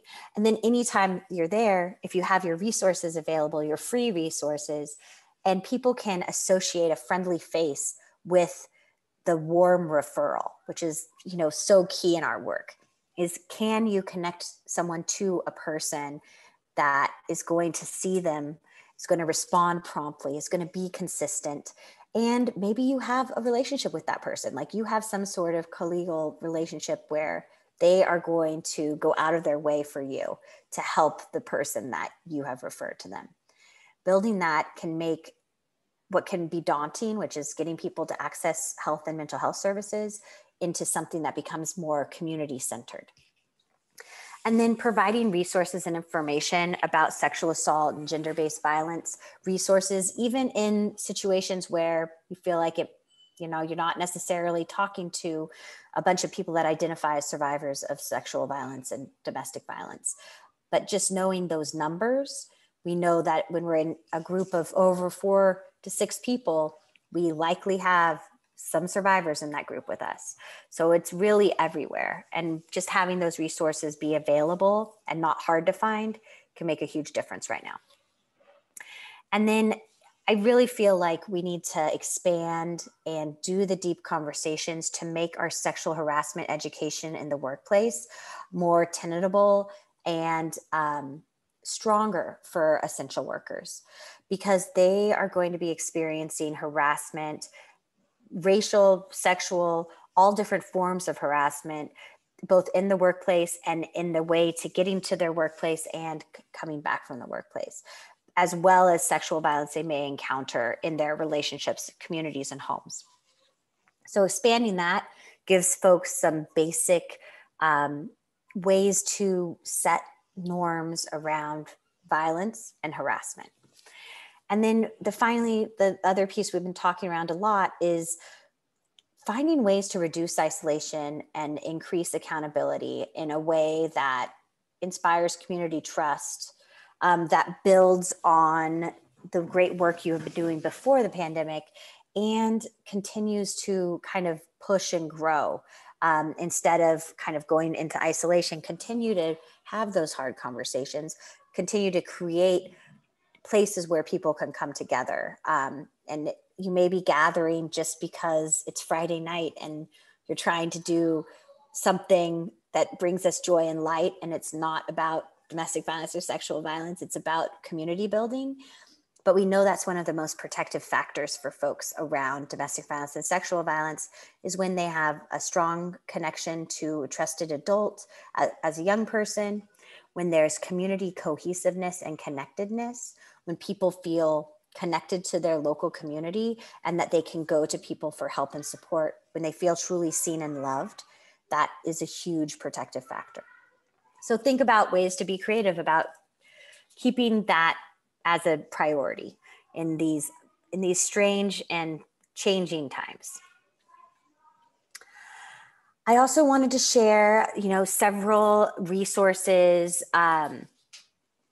for like local rape crisis centers. There's a Caucaso, there's your local Guam services.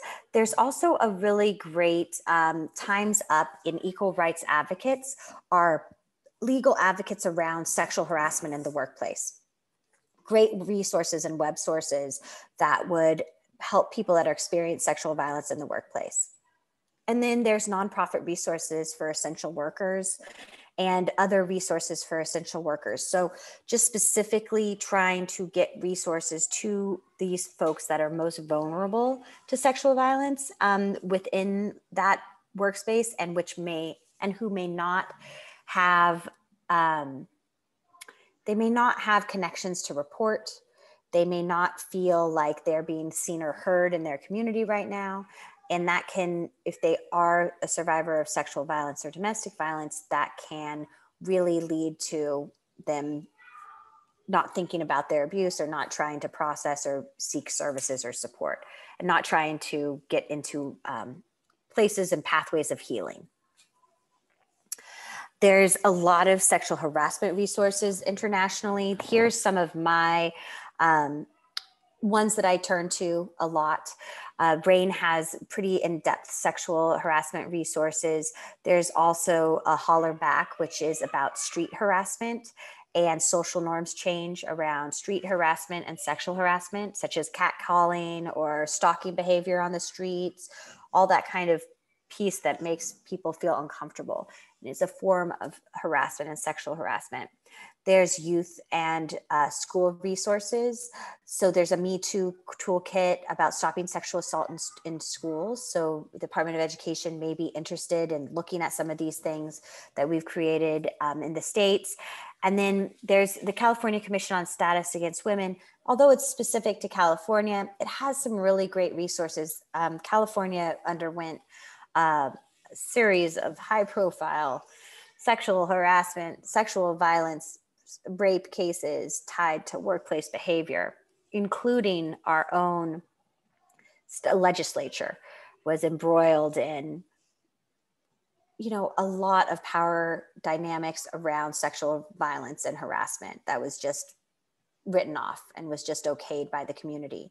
So California has done a lot of work in looking at what our social norms are around sexual harassment in the workplace and beyond, and trying to create some tools that may be helpful as you're looking at your own workplaces and in your own communities. I also did just some light research on kind of resources and language for Guam. And there's Guam sexual harassment resources. There's a resolution by your Supreme Court around intervening and preventing sexual harassment. Your University of Guam sexual violence resources includes a SMART toolkit that is, I'm probably speaking to probably people that have created these resources, but I just wanted to highlight how great they are and how they connect with your local need. Before you go international, make sure you look at what has been created in Guam for Guam and the really powerful response you have had to anti-sexual violence. And then there's EEOC information, that is the Equal Opportunities in Employment Office. And Guam also has a jurisdiction within that. And there is the US EEOC that has all information around specifically workplace sexual harassment and what the law is, if you're interested in further research there. So we are into questions and dialogue session at the end of the web conference. And I want to just I'll pull up the chat. If you have specific questions or comments or experience you want to share with the group around this issue of essential vulnerable workers and sexual violence, I would love to hear and engage in any kind of dialogue or answering questions that I can.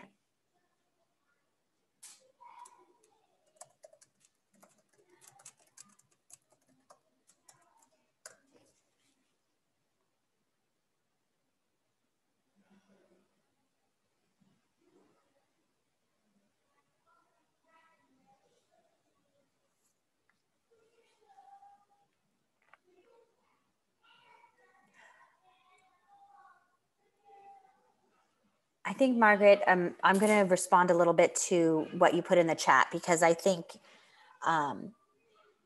this is very true for our issues of domestic violence and sexual violence, that survivors and victims, they can't be pushed into resources or into help or healing.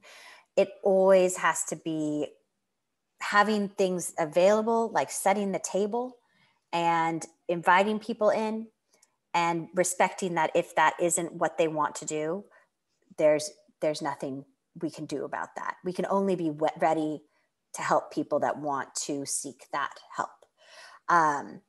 And when we try and force the help, we're actually undoing the empowerment piece, and we're actually, again, exerting power and control over someone who has experienced trauma, victimization, is a survivor of violence.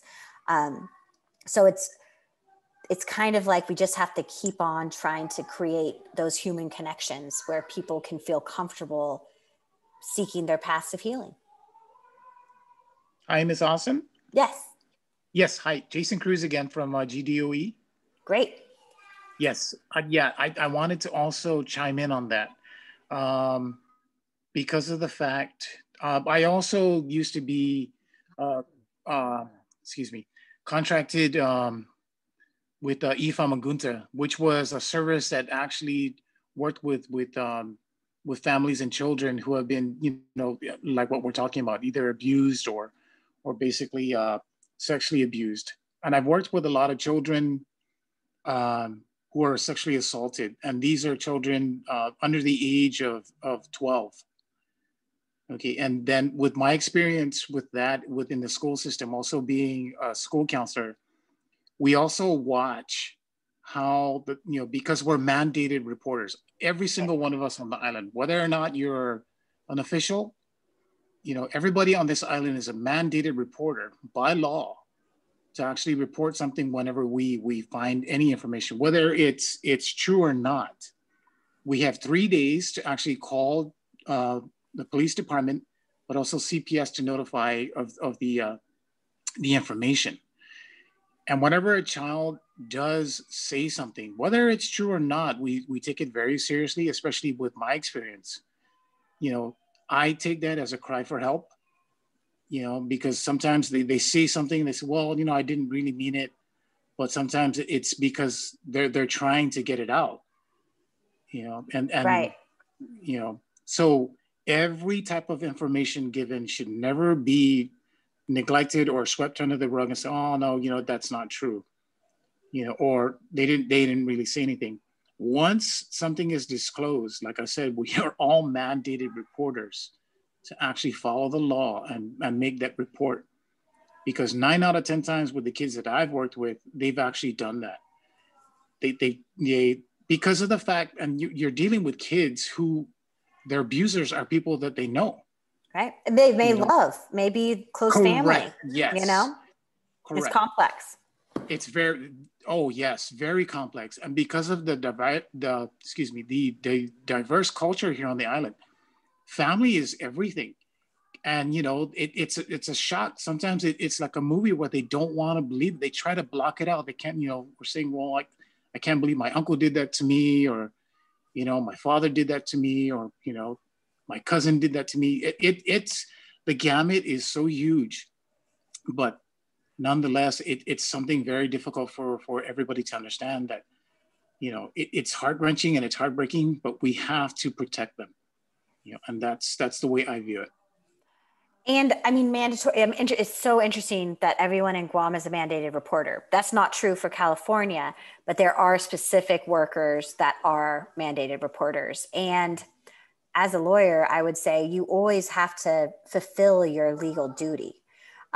You need to make that report. It doesn't always feel great as someone who's a mandated reporter to have to make the report. You need to protect your own liability. If something went horribly wrong and you did not report it, you need to do that. You may not be able to, and also when you're the reporter, you're not necessarily the healer on the other side of it. So it's often what happens is a report is triggered, and then people, either it's substantiated or not, and then people are still left with, well, how do I process? And that's the thing, that you can't force a certain way of processing on folks, but you have to follow your legal requirements. Yep. And the other reason, you know, if I might add to that, the reason why it's very critical to actually report that, because we don't know how long the abuse has been going on. And people need to understand that when a child, especially within the school system, or even anybody for that matter, goes through something traumatic as being violated like that, it leads to other, you know, bad doorways of possibly, you know, ending their lives, because the trauma is so great that they just feel like it's worthless to even try, you know, to speak up. Because when they do speak up for once and nobody listens, that just digs them in a deeper hole, and then makes them feel like, I don't want to be here any longer. Because why even say anything when nobody believes me? I don't even deserve to be here. You know? Right. I mean, the suicidality rate around this type of trauma is really high. And it also leads away to all different coping mechanisms, right? So also risk-taking behavior, Yes. feeling numb, not cutting, using drugs and alcohol. It's interesting. I love talking about young people. It's true for all people, but I love in the educational system having these conversations about like social emotional learning, and what really we need to do as people working with young people to see them as they show up, and to teach them empathy and really good social emotional skills. So it's it's really important to remember too, is that the outcomes of trauma, which may be risk-taking behavior like law enforcement involvement, drugs and alcohol, driving too fast, all these things, these are actually symptoms of maybe underlying trauma. So how can we as a society, instead of saying, what's wrong with you? Why are you such a screw up? Why can we ask and take the time to ask kids and people what happened to you, and be ready to have that conversation? Correct. Right. No, it's great. Obviously that's like, this is one of my passions. So you really have this is essential work that I'm very passionate about. I love all these comments. Thank you very much for actually providing the information and the webinar today. Very, very insightful. Thank you. Good. I did get a question about the Ross video and about working on anti-sexual harassment in the workplace. It is shown to businesses. I've used it as a teaching tool for labor organizers, for education staff, because it's based on a true event, and it is so creepily powerful that you see the power dynamics, and it causes conversation. Because any one moment in that video, besides maybe the kiss and the physical touch, it's so easy for people to sweep under the rug and just be like, oh, he was just interested in her. He's just trying to get to know his employee. He's just being friendly.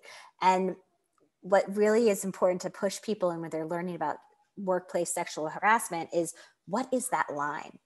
And does Ross get to draw the line, or does the woman, the worker, get to draw that line? And how do we communicate that? And what do we do if people are constantly pushing that line inappropriately? So I feel like it's a great attention starter, and it's in YouTube, and I'll make sure you have a link to it as well in the final slides.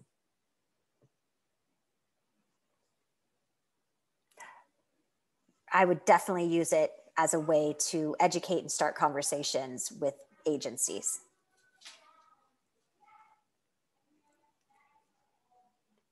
All right, Shelby, did I miss anything else? Or does anyone else have a comment?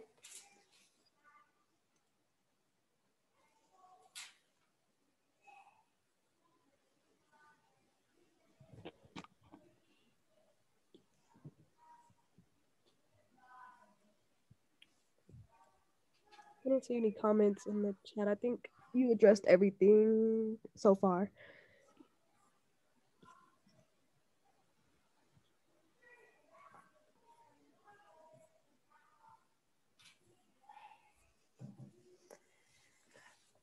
Well, I will definitely hang out for the last bit here. And I encourage, if you have any questions, just so you know, my background is I started in domestic violence, and particularly like murder, suicides, and then moved into sexual violence and school policy and healthy relationships.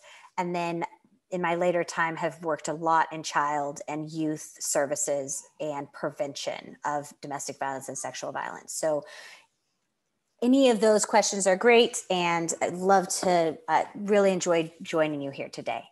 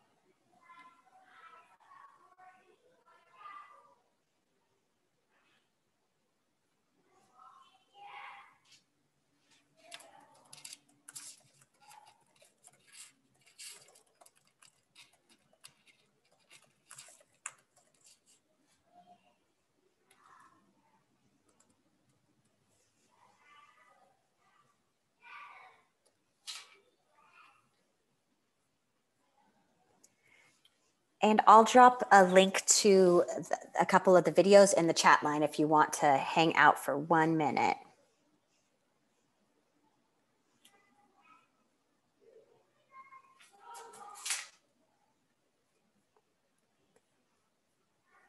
Here is The Boss. That's the one with Ross and sexual violence.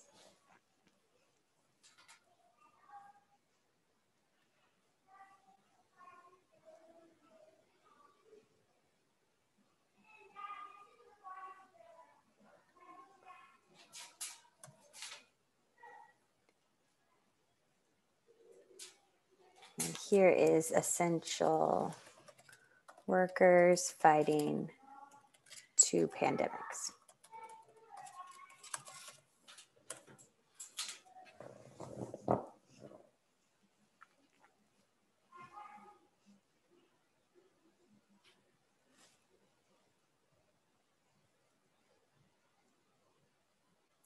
I'm not sure if anyone knows, but I was doing research in Guam, and there was talk about paying essential workers more. Does anyone know if that actually passed for Guam? If they're actually paying essential workers more, or is that still in flux?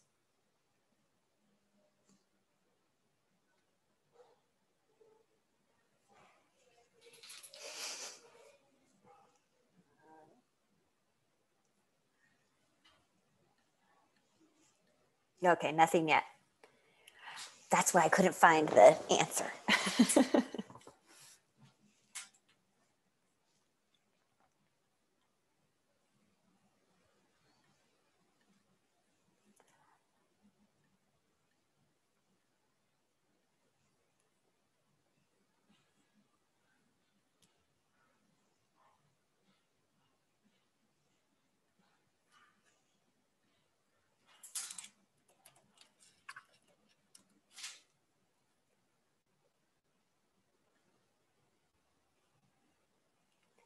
And I'm going to also just throw the timesupnow.org website up there. If you're interested in sexual violence, sexual harassment in the workplace resources, they provide they help you connect with legal representation too. And I know they would be wanting to connect with Guam and making sure that folks that were facing sexual harassment in that jurisdiction were able to get help and services.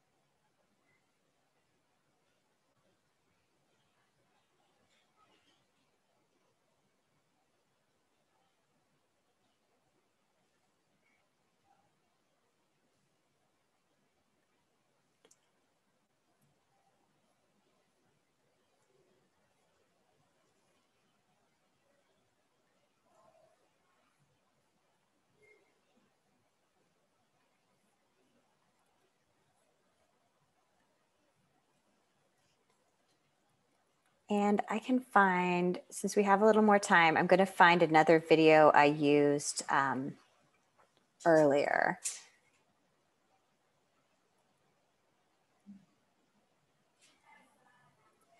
With gender-based violence and the pandemic and what impact it has from, I think this was from the UN.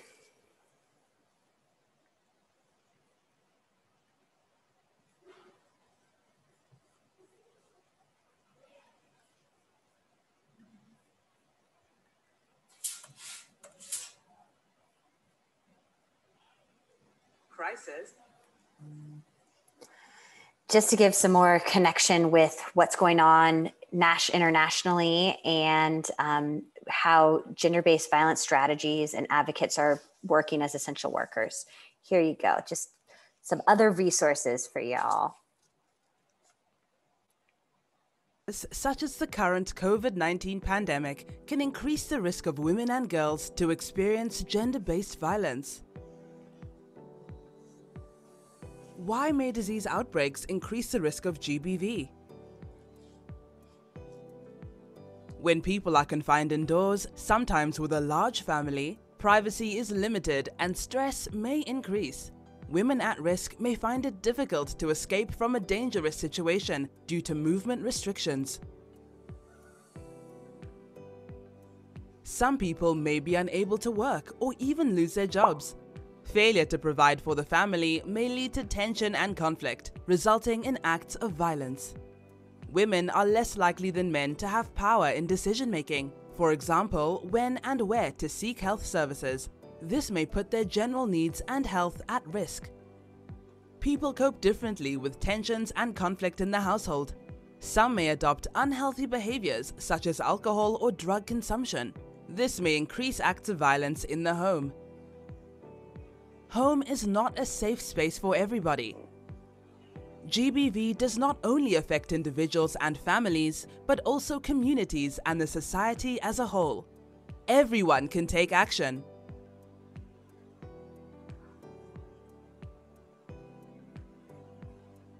What can different organizations do?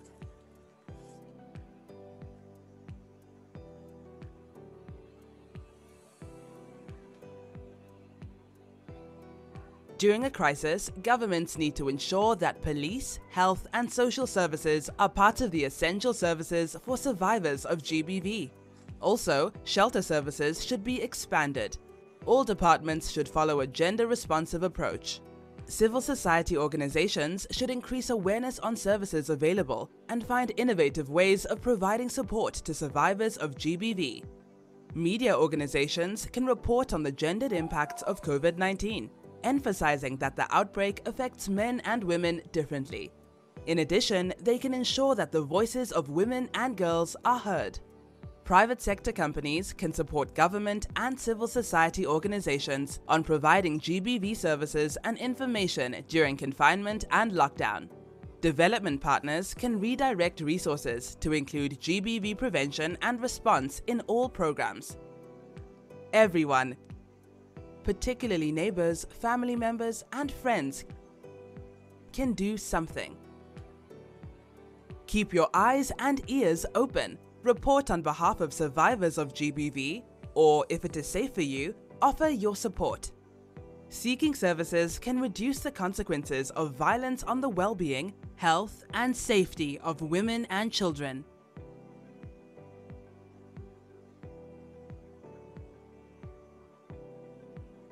What can I do if I am at risk of experiencing GBV, or if I have already experienced it? Even in exceptional situations, health and police services remain open. If you or other family members feel at risk of experiencing violence, or if you have already experienced it, seek support. New information about GBV and services for survivors of GBV may surge. This can be on radio shows, official toll-free helplines, smartphone apps, or TV announcements. If I want to get more information, where can I find it? You can call a national helpline or the police.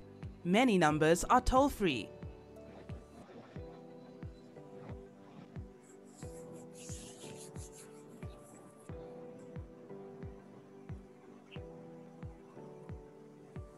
You can also search online for information or services.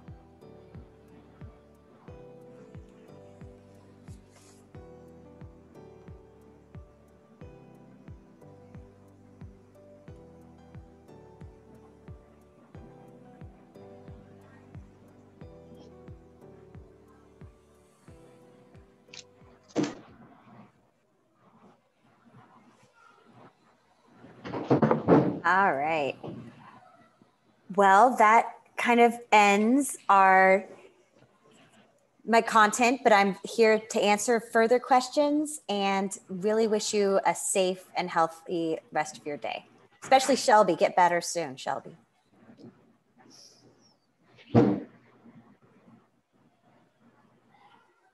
And here is the link to that last video I just showed too, from the UN in Africa.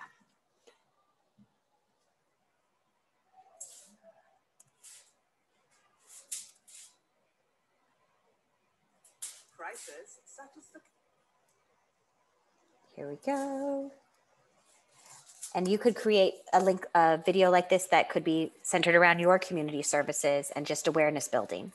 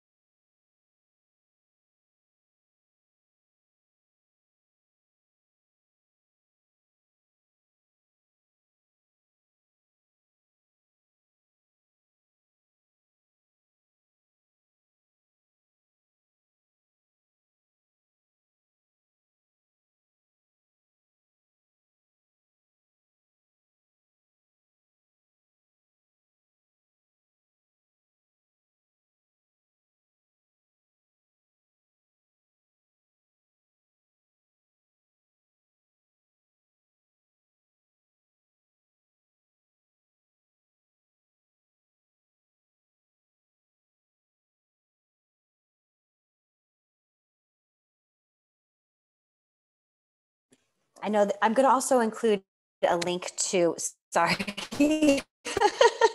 I'm going to include a link to a CDC study on the intersections of violence and trauma. If you're interested in kind of that approach and looking at things from a trauma-informed lens. This is one of the tools I use a lot to educate people about the interconnectedness of substance abuse, youth violence, suicidality.